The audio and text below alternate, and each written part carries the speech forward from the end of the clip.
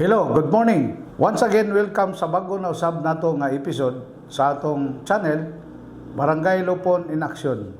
Atong hisgutan ang topic karon nga episode, the different techniques dina sa paghandle sa punong barangay sa mediation proceedings.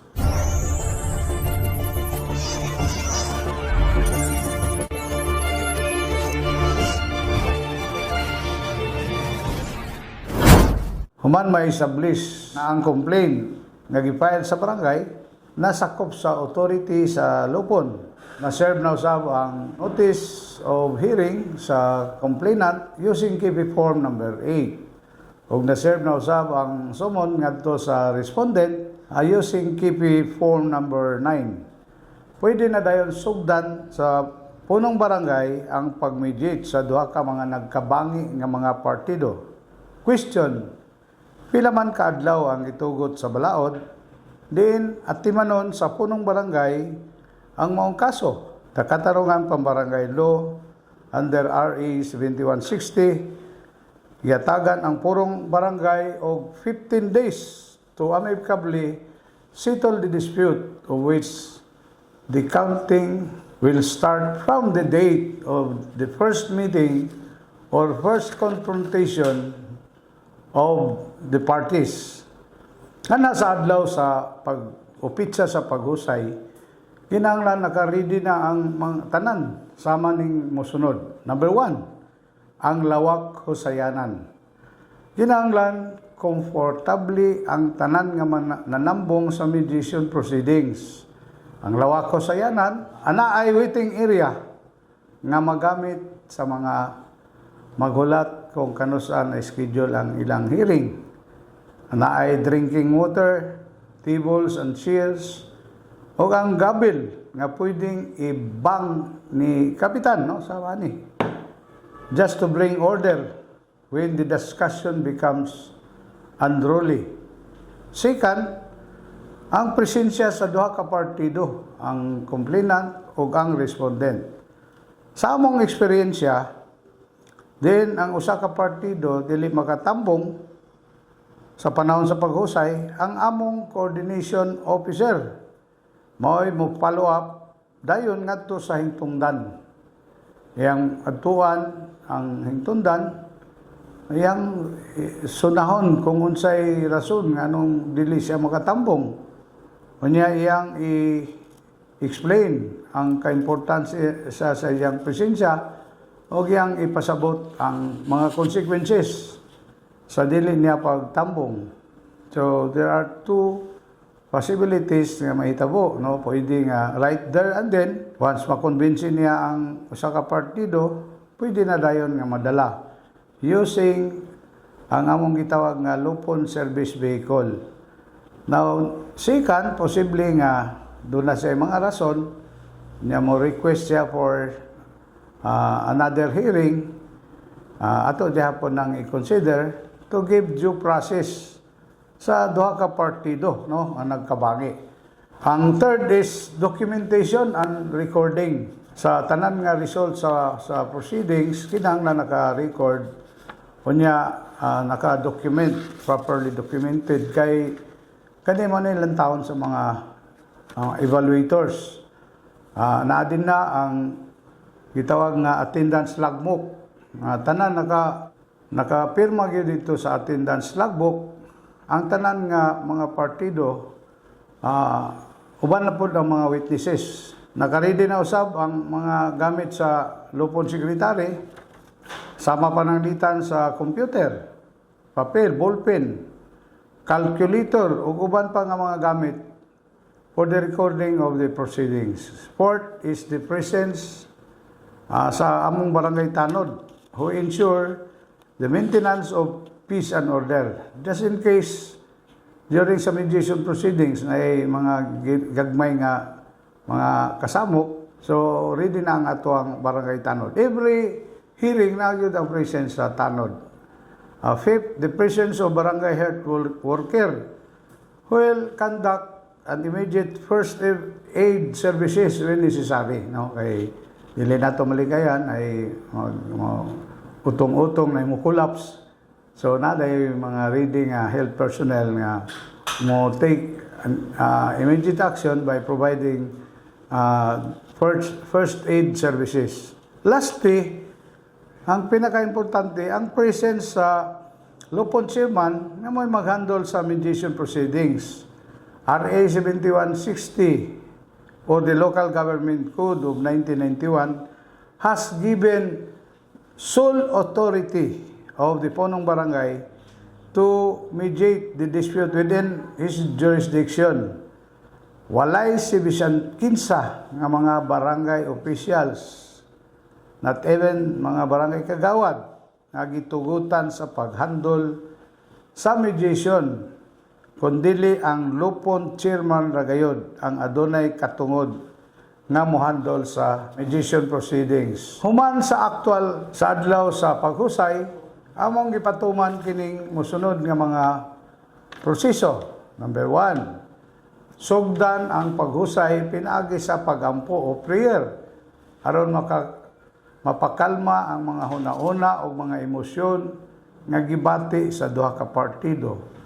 Kay kasagaran sa eksperyensya, kay gipatawag sila sa barangay, gikasuhan sila sa barangay, so very emotional kayo ang isog, no, ang kasagaran ng mga reaksyon. So usually ang i-request namo nga mag-lead sa prayer kadtong complainant just to appease, no, para mapakalma ang ilang mga gibati or mga emosyon.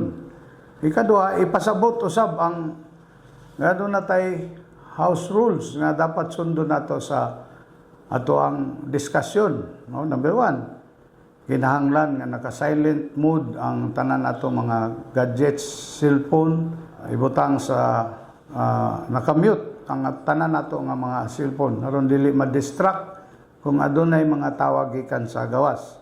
Ikaduha, mo istorya lang ang mga partido ubos sa pagtugot ni Lupon Chairman, no, dili magdungan-dungan og istorya kay dili gyud magkasinabot kung i-allow na itugutan. So sundon gyud ang patakaran nga motingog lamang kung dunay pagtugot ni Lupon Chairman. Nadili usab ang pagkuha sa mga video while nasa during discussion walay gitugutan nga mag-video. Not unless nga ang purpose sa video for educational purposes, of course, with the permission authority gikan sa Lupon Chairman.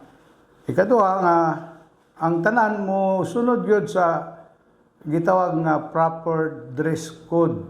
Walay gitugutan nga magsuot-suot og magsando, magchinilas, mag-short pant para motaas ang respeto sa both parties, no. Magrespeto sila sa usa-usa tungod kay nakasunod man sila sa proper attire or dress code ang atong gi-allow din sa mediation proceedings. Dili usab ang paghimo og mga finger pointing kanang pagtudlo-tudlo. Once dili na nimo ma-control, once mo tudlo ang isa, mubalos po og tudlo ang isa. Diha magsugod ang tugang nga mga paglalis, pag-away. Unya wala na mo gi-allow ang paggamit sa mga derogatory words sa mapanalitan. Ikaw manggod dili makasabot. Ikaw manggod gahi og ulo. Ikaw manggod masinupakon. So dili strictly prohibited yun ang paggamit ani nga mga pinulungan. Ang role sa Lupon Chairman mao ang pag-mediate sa proceeding, pag-facilitate, no, sa diskusyon, pag-motivate sa mga partido nga din mo participate yun ang usag-usa o ang pag-encourage sa usag-usa nga mo appeal sila sa discussion tungod kay ang solusyon sa problema ideally maggikan yun na sa both parties kay ang barangay Lupon is not a court. So ang Lupon Chairman, ang punong barangay, is not a judge. He is not a jury nga mohatag og desisyon. So kinahanglan ang proper motivation himuon ni Kapitan. So being the one who will preside the mediation proceedings, kakinan gyud niyo og mga pagtuon o mga proper skills. Kaya ang balaod manggod nato sa Pilipinas na all cases must pass through the katarungan pambarangay. All civil cases, criminal cases with exceptions, no? Pinanglan nga maantigo na gyud ang mga lupon siman katong mga managan, no? Katong bago napili nga mga barangay kapitan. So ang rule gyud sa punong barangay mao ang pagpangita gyud pinaagi sa within 15 days kinahanglan maka-come up sila og usa ka malinawon, hapsay og mutually acceptable nga amicable settlement. Diin ilan nang i-finalize sa pagbutang sa ilang agreement katong amicable settlement sa KP form number 16. So again, kung kamo na kauyon sa atong short video presentation, kindly subscribe o katong nag-follow sa atong channel nya wala pa maka-subscribe, please subscribe, no? O i-click ninyo ang notification bell para updated kamo kanunay sa mga short video presentation nga atong gihimo ni atong YouTube channel, Barangay Lupon in Action. At ang sunod nato nga episode aron at dito atong hisgutan ang different techniques na usab sa mga pangkat member nga mag-conduct sa conciliation proceedings.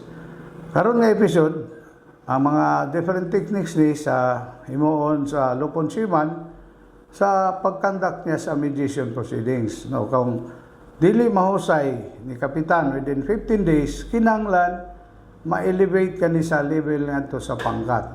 So hisgutan nato sa sunod nga episode ang mga different techniques na po sa part sa mga mapili nga mga pangkat members nga mo'y handle sa conciliation proceedings.